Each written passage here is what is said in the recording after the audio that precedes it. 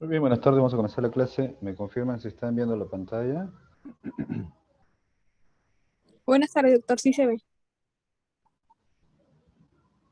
Ah, ya, un momentito, que lo estoy escuchando un ratito.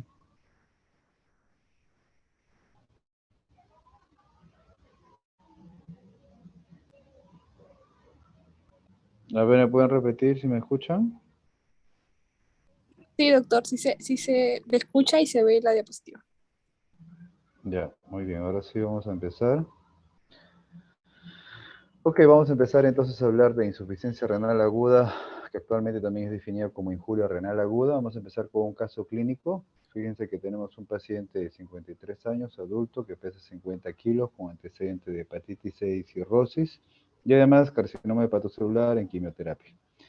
Toma medicación regular diurética para la cirrosis y acude por náuseas, vómitos, sed, no ingiere nada por vía oral. Está letárgico, está hipotenso, está taquicárdico, como ven ahí.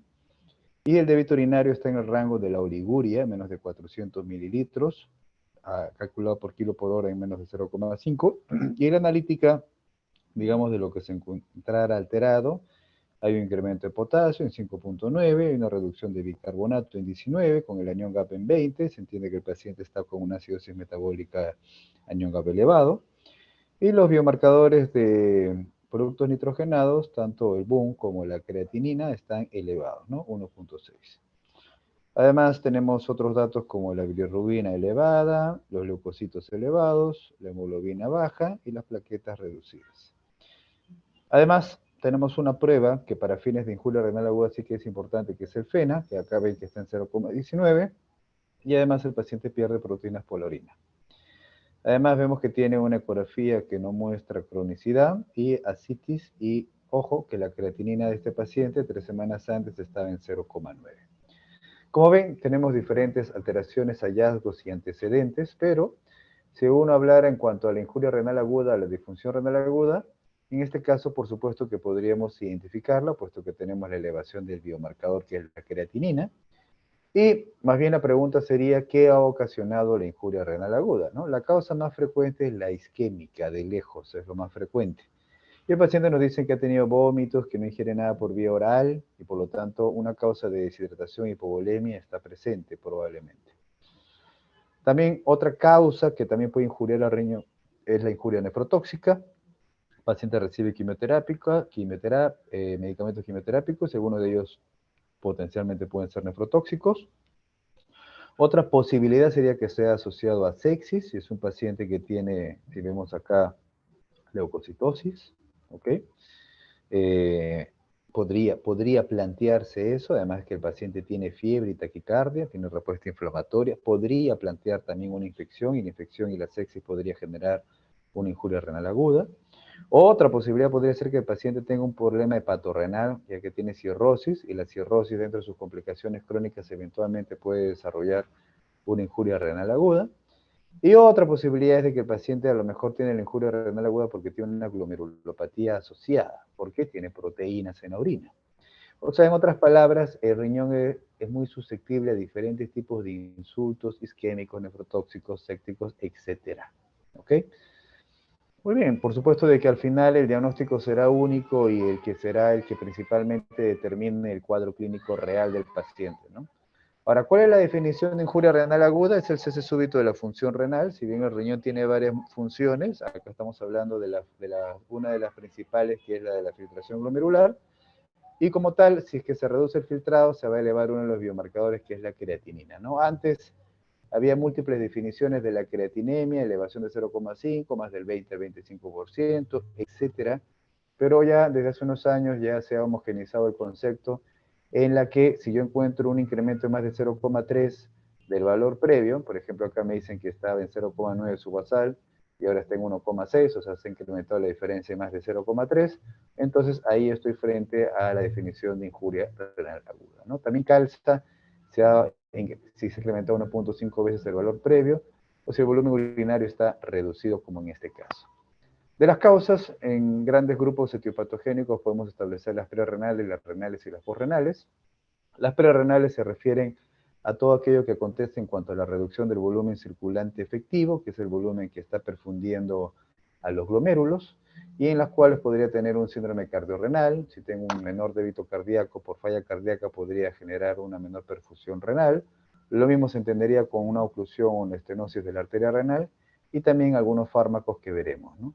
Causas porrenales se refieren a las obstructivas, y de las causas renales intrínsecas le dicen a todo aquello que compromete el parénquima renal, ¿no? En el parénquima renal, si ustedes recuerdan, ¿de qué cosa contiene? Contiene vasos, glomérulos, intersticio y túbulo, y cada una de estas estructuras se puede alterar, ¿no? Entonces lo mismo vemos acá, las tres causas, ¿ok?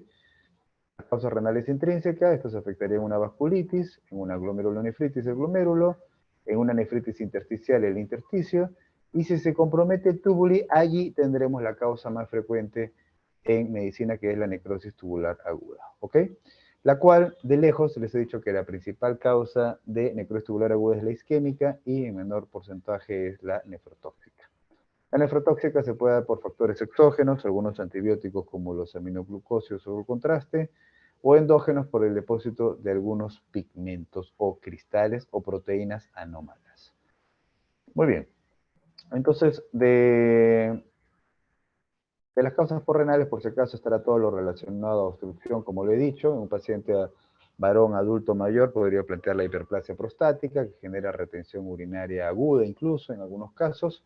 O en una mujer adulta mayor podría plantear una patología tumoral uteroanexial que genera una obstrucción de ambos uréteres, y eso generaría una obstrucción urinaria y por lo tanto una falla renal aguda.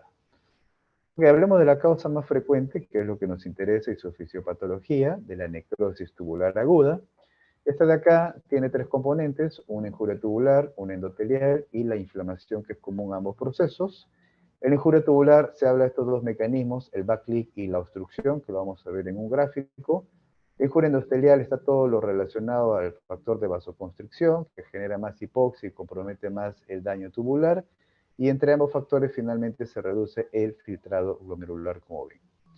Entonces fíjense, cuando se genera una injuria tubular, acá tenemos un túbuli, ¿cierto? Que está con sus microvellosidades, etcétera, bien organizado supuestamente, pero al producirse el insulto isquémico se desorganiza y al final se vulnera su citoarquitectura y empieza a esfacelarse.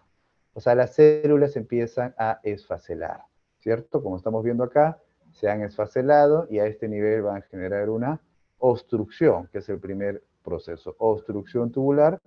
El fluido tubular, que normalmente transita a este nivel, ya no va a poder seguir su vía, va a estar obstruido, y justamente a este nivel de la luz tubular, a nivel de la luz tubular previo a la obstrucción, se va a incrementar la presión como consecuencia de la obstrucción. Y el incremento de la presión hará que se produzca una fuga por estas zonas que han sido ahora denudadas, y se va a dirigir esa fuga de líquido de agua hacia el intersticio. Ese es el proceso que se le llama back leak. Es como decir una fuga de líquido hacia atrás, una retrodifusión del líquido. No tiene una buena traducción en español, por eso mejor le decimos back leak. Entonces irá al intersticio, y si recordamos en el intersticio, ¿qué es lo que tenemos? Tenemos justamente la red capilar peritubular, y al generarse el edema intersticial, esto también podría comprometer a esta capilar peritubular y entorpecer más aún el flujo de sangre y generar más injuria endotelial y tubular al mismo tiempo. Entonces, estos son los procesos del back leak. ¿Qué más podemos decir de la fisiopatología? Algunos cambios en cuanto a la perfusión renal. Hay que recordar que la corteza es una zona más vascularizada en comparación a la médula externa, y la médula externa en cuanto a la médula interna. Como ven acá, el flujo de sangre es mayor en la corteza y se va progresivamente reduciendo, igual la oxigenación. Y recordar que la médula externa, en realidad, por la gran cantidad de mitocondrias y procesos que tiene, es la zona altamente metabólica, tiene gran cantidad de mitocondrias, y como ven acá, es una zona altamente vascularizada. Y en efecto, esta zona de la medular externa coincide con el segmento proximal, perdón, con la paz recta del túbulo proximal, el segmento S3, y con la rama ascendente gruesa de Henle, como están viéndolo allí. Entonces, cuando se produce una hipoxia, entonces estas zonas serán más proclives a la misma, y por lo tanto la medular externa será una zona altamente susceptible a la misma. Ok, acá estamos viendo la redistribución del flujo de sangre, que más es en la corteza, lógicamente, porque hay más glomérulos y es menor en la médula. Y cuando se produce un cambio en la perfusión renal, se entiende que también hay un desbalance entre lo que serían los vasoconstrictores versus los vasodilatadores, Y si bien el riñón tiene una capacidad compensatoria para redistribuir su flujo de sangre a nivel después de haber producido un evento isquémico, fíjense que esto, si bien se produce, no se produce de manera adecuada en la médula externa. ¿Ok? Como vemos acá, acá tienen el flujo normal y el flujo que se redistribuye en la médula externa es pobre. Por eso es una zona que normalmente se suele decir que es una zona más susceptible a la necrosis. Entonces, cuando yo tengo una hipovolemia, se puede activar y menor volumen circulante efectivo, se pueden activar varios sectores, y esto a su vez también puede favorecer la activación de la angiotensina 2, de la noradrenalina y de la vasopresina. Los tres tienen efecto vasoconstrictor y esto puede generar que la hipovolemia es franca, una vasoconstricción de la arteriola aferente y necrosis tubular aguda.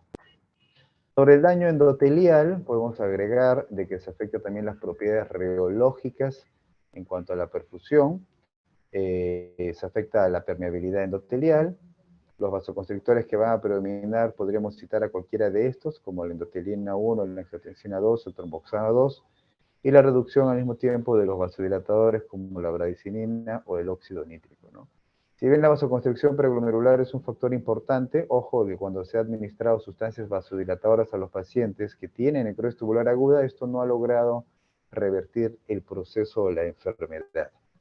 ¿Y esto por qué se da? Porque no todo se explica con injuria vascular o vasoconstricción, sino también los otros procesos fisiopatológicos que ya dijimos que también son la injuria tubular y la inflamación, que es lo que se refiere acá, que la inflamación está promovida por la adhesión de más neutrófilos, interacción entre los leucocitos y el endotelio. En cuanto al daño hipóxico tubular, ya habíamos mencionado que se está afectando el citoesqueleto, y esto a su vez genera una pérdida de la polaridad, pierde el borde en cepillo, se pierden las bombas sodio-potasio ATPasa, acá vemos lo mismo, un túbulo bien organizado, con microvellosidades, se supone que se adhiere su membrana basal a través de las integrinas, tiene acá eso que serían las bombas 3-sodio-potasio ATPasa, y ¿qué es lo que pasa cuando se produce un insulto isquémico? Se genera una injuria isquémica, y por lo tanto, miren, cambios con pérdida de los bordes del borde del cepillo, ya se ven menos bombas 3-sodio-potasio ATPasa, menos integrinas, y esto genera un desprendimiento o desfacelamiento de las células. Entonces, fíjense, la falla renal aguda y la necrosis tubular aguda tiene diferentes fases, que son estas de acá. Se dice que comienza todo con una fase prerrenal, entonces a veces se confunde la fase prerrenal con esta de acá, la fase prerrenal se confunde con la necrosis tubular aguda. Lo que sucede es de que si bien esta inicialmente hay una reducción del volumen circulante efectivo, esta puede revertir si es que se trata, si el paciente se rehidrata, por ejemplo, como consecuencia de la pérdida de volumen, agua, sangrado. Si yo lo trato, lo rehidrato y le doy volumen, el paciente al final mejora su injuria renal aguda. Pero si no doy un tratamiento o la enfermedad es importante y no tiene tampoco tratamiento, al final evoluciona a la necrosis tubular aguda isquémica. ¿Ok? O sea, hay un continuum fisiopatológico que me lleva desde la injuria renal aguda prerrenal, cuando recién se instala, luego se produce la iniciación, la extensión que agrega el proceso inflamatorio, y ya estamos inmersos en la necrosis tubular aguda, ¿no? El paciente acá en la fase de mantenimiento puede estar oligúrico, incluso, o anúrico y requerir diálisis, pero ojo que miren que finalmente el riñón tiene capacidad de regeneración, de reparación. Y por eso se estima de que un paciente, incluso estando hasta en hemodiálisis, podría transcurrir hasta 6 semanas, ¿no? Es el tiempo máximo que podríamos esperar en cuanto a una regeneración tubular renal, ¿no? Por supuesto que por lo general es mucho, la prevalencia es mucho más precoz, pero ese es el tiempo máximo de espera que les podría referir, ¿no? Y cuando ya estoy en esta fase de reparación, incluso primero se mejora la diuresis del paciente, o sea, ya deja de estar oligúrico, y luego finalmente bajan los biomarcadores de retención nitrogenada. Esto es lo mismo para redondear, epitelio normal, miren cómo se dan todos estos cambios, se produce la necrosis, de ahí que se llama necrosis tubular aguda, aunque se ha encontrado que más es la presencia de apoptosis, y luego miren cómo tiene el riñón capacidad de regeneración tubular, ¿no? Por eso es que cuando hay una hipovolemia o un sangrado, y se supone que se requiere volumen de sangre para órganos nobles como el corazón y el cerebro, al final el riñón se sacrifica, ¿no? Pero lo hace porque sabe que tiene capacidad de regeneración, ¿no? Y si bien encontramos necrosis, fíjense que la apoptosis la encontraremos en medida, y más aún, la injuria subletal. Cuando hay hipoxia, se incrementan los productos de los radicales libres, las sustancias reactivas de oxígeno, que oxida todo lo que está a su alrededor, como proteínas, lípidos, se pierde la actividad enzimática, se genera una injuria mitocondrial, se genera liberación de calcio desde el citosol, y esto genera normalmente, o sea, esto contribuye con los fenómenos de apoptosis y necrosis. La inflamación, que también es un proceso que hemos dicho, está descrita porque hay tanto mediadores por la inmunidad innata, ahí vemos el rol que tiene el toll-like receptor, y porque también hay aumento de las moléculas de adhesión intercelular o vasculocelular que genera mayor llegada de células que a su vez generará mayor producción de citocinas como el factor de necrosis tumoral alfa o la interleuquina 1, ¿no? Entonces este conglomerado de células finalmente también infiltra e inflama más el parénquima renal, como estamos viendo aquí. Entonces, pues entonces decimos que hay un factor inflamatorio, hay un factor de daño tubular y finalmente hay un factor vascular relacionado a la vasoconstricción en una necrosis tubular aguda. Eso es una triada. Entonces, muy bien, para terminar de redondear, vasoconstricción, daño tubular, hay hipoxia, los mecanismos pueden ser reversibles, como la mayoría de casos, algunos de ellos serán irreversibles y quedarán en diálisis. Hay otro mecanismo que está relacionado con el feedback tubuloglomerular, puesto de que si yo tengo daño tubular en el túbuli y el túbulo proximal, por ejemplo, reabsorbe más sodio y ahora este mecanismo se ha vulnerado, entonces habrá mayor llegada de sodio en el túbulo distal. Si hay mayor llegada de sodio en el túbulo distal, se activa el feedback tubuloglomerular, que normalmente en condiciones fisiológicas tenía el rol de percibir mayor llegada de sal o cloruro de sodio al túbulo distal para generar una vasoconstricción de la arteriola aferente, ¿no? Puesto de que el organismo asume de que más bien se está perfundiendo más o tiene mayor llegada de volumen, de cloro, de sodio, de sal. Pero en este caso, más bien la interpretación es patológica, puesto de que esta mayor llegada de sal no es porque el paciente tenga una oferta de volumen, sino porque ha perdido su capacidad de reabsorción proximal. Y al final el feedback tubuloglomerular generará más vasoconstricción y agravará el mecanismo. Ok, obstrucción por cilindros está relacionado con la obstrucción que estamos diciendo al comienzo y que a su vez puede estar relacionado con la presencia de algunas glucoproteínas. Y todos estos mecanismos generan reducción del filtrado. Y lo único que falta agregar acá es el efecto inflamatorio, sustancias reactivas de oxígeno y de las citocinas. Muy bien, estos son mecanismos de protección renal que solamente se lo dejo como mecanismo de señalización fisiopatológica para lectura. Y dentro de las complicaciones o consecuencias de una falla renal aguda podría mencionar la uremia, si es que ya hay mucha retención de productos nitrogenados producto del defecto de la filtración glomerular. Podría decir lo mismo de la acidosis, si es que no se filtra adecuadamente la carga ácida y finalmente habrá acidosis metabólica. O si el paciente tiene oliguria, puesto que habría sobrecarga de volumen. Estos procesos producen inflamación. La inflamación puede producir infección y vasodilatación. La sobrecarga de volumen puede producir falla cardíaca e hipertensión intraabdominal, ¿no? Ya sabemos que la sobrecarga de volumen puede generar falla cardíaca, por eso que se puede producir un síndrome renocardíaco. Y una disminución de la resistencia vascular periférica y la falla cardíaca podrían contribuir a una hipotensión choco. Estos son algunos criterios que se han utilizado para definir los criterios de injuria renal aguda, aunque actualmente pues, se pueden utilizar otros. Y cuando yo tengo un paciente con falla renal aguda, es un paciente que tiene ya una reducción del filtrado glomerular y por eso se eleva la creatinina. O sea, lo identifico en esta etapa recién. Me gustaría identificarlo en una etapa precoz, cuando recién se está instalando el daño, como estamos viendo ahí. Y para eso tendría que utilizar otros biomarcadores como estos. Uno de ellos representativos es el N-gal, que si bien se utiliza o se conoce su uso, no se ha ampliado su uso en toda la práctica hospitalaria. Y en realidad todavía seguimos diagnosticando cuando se reduce la filtración glomerular a través del incremento de la creatinina. Estos indicadores que estamos viendo en la tabla nos ayudan a diferenciar lo que en algún momento podría ser un motivo de confusión si el paciente está frente a una anemia perirenal o ya está establecida la necrosis tubular aguda. ¿Qué podríamos decir? Podríamos decir de que si el paciente está en esta primera etapa y está hipovolémico y deshidratado, se supone que el paciente puede reabsorber más agua. Si reabsorbe más agua, se supone que la orina saldrá concentrada, por eso vemos que la osmolaridad urinaria está acá elevada. Y este biomarcador que les mencioné al comienzo, que es el FENAS, acá será notable. puesto que el FENA, que es la excreción fraccionada de sodio, en este caso será menos de 1, y la necrosis tubular aguda será más de 1, ¿no? Si el paciente todavía tiene capacidad de reversión de sodio, se entiende por qué la excreción fraccionada de sodio en orina estará reducida. Cuando ya hay daño tubular, se entiende por qué ya no pierde esa capacidad y más bien la excreción fraccionada de sodio estará aumentada, más de 1. La misma interpretación se hace con el sodio urinario, si lo miramos en forma aislada, menos de 20 o más de 40. Y también tenemos acá un biomarcador que es la relación urea-creatinina, la cual me dice de que si bien ambos son productos nitrogenados y si bien ambos se incrementan en una injuria renal aguda, cuando tengo un daño prerenal se incrementa mucho más la urea que la creatinina, y cuando tengo una necrosis tubular aguda sí se incrementan de manera proporcional ambas. ¿Okay? Este fenómeno se da puesto que cuando una persona tiene depresión de agua, se reabsorbe de manera compensatoria más agua en el túbulo proximal y le sigue a continuación la urea a favor de su gradiente químico por concentración.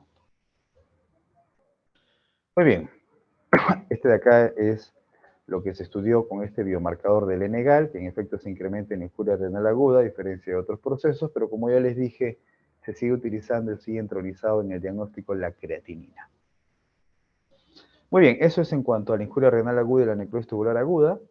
Mencionaremos solamente de manera complementaria algunos otros procesos como en la sepsis. En la sepsis, fíjense que muy frecuentemente se asocia falla renal aguda. Los pacientes pueden tener, por ejemplo, si tiene sepsis moderada, el 19% falla renal aguda, sepsis severa el 23%, y 1 de cada 2 pacientes con shock séptico tiene falla renal aguda. Los procesos pueden, como consecuencia de la bacteriemia, recuerden el mecanismo fisiopatológico por el lipopolisacárido.